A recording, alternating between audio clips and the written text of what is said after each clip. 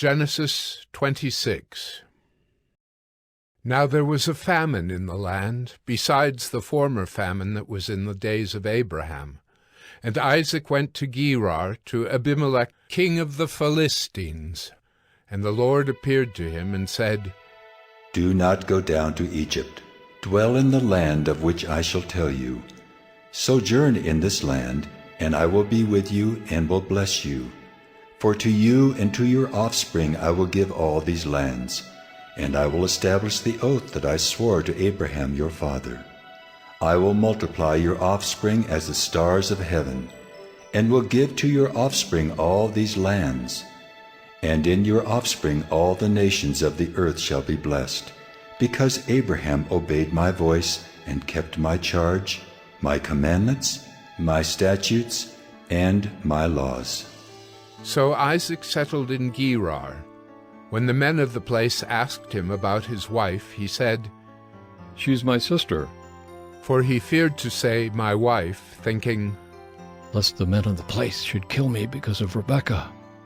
Because she was attractive in appearance.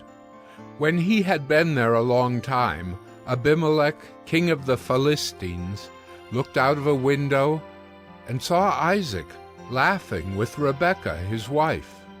So Abimelech called Isaac and said, Behold, she is your wife. How then could you say, She is my sister?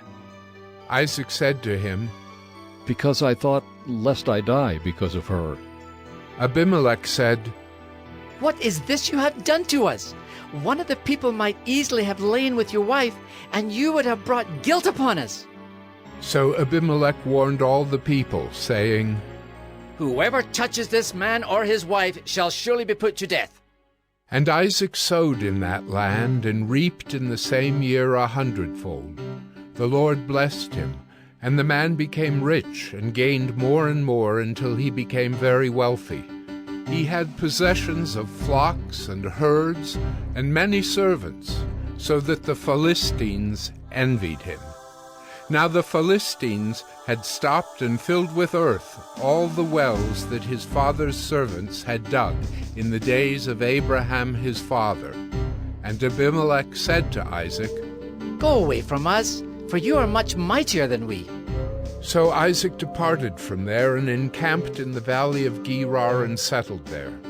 And Isaac dug again the wells of water that had been dug in the days of Abraham his father, which the Philistines had stopped after the death of Abraham. And he gave them the names that his father had given them. But when Isaac's servants dug in the valley and found there a well of spring water, the herdsmen of Gerar quarreled with Isaac's herdsmen, saying, The water is ours. So he called the name of the well Esek, because they contended with him. Then they dug another well, and they quarreled over that also. So he called its name Sitnah. And he moved from there and dug another well, and they did not quarrel over it. So he called its name Rehoboth, saying, For now the Lord has made room for us, and we shall be fruitful in the land. From there he went up to Beersheba, and the Lord appeared to him the same night and said, I am the God of Abraham your father. Fear not, for I am with you and will bless you, and multiply your offspring for my servant Abraham's sake. So he built an altar there, and called upon the name of the Lord, and pitched his tent there. And there Isaac's servants dug a well.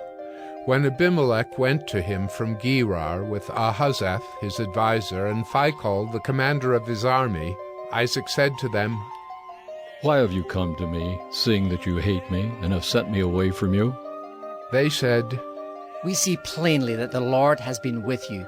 So we said, Let there be a sworn pact between us, between you and us, and let us make a covenant with you, that you will do us no harm, just as we have not touched you and have done to you nothing but good, and have sent you away in peace. You are now the blessed of the Lord. So he made them a feast, and they ate and drank. In the morning they rose early and exchanged oaths. And Isaac sent them on their way, and they departed from him in peace. That same day Isaac's servants came and told him about the well that they had dug, and said to him, We have found water. He called it Shibah. Therefore the name of the city is Beersheba to this day. When Esau was 40 years old, he took Judith, the daughter of Beeri the Hittite, to be his wife, and Basemath, the daughter of Elon the Hittite, and they made life bitter for Isaac and Rebekah.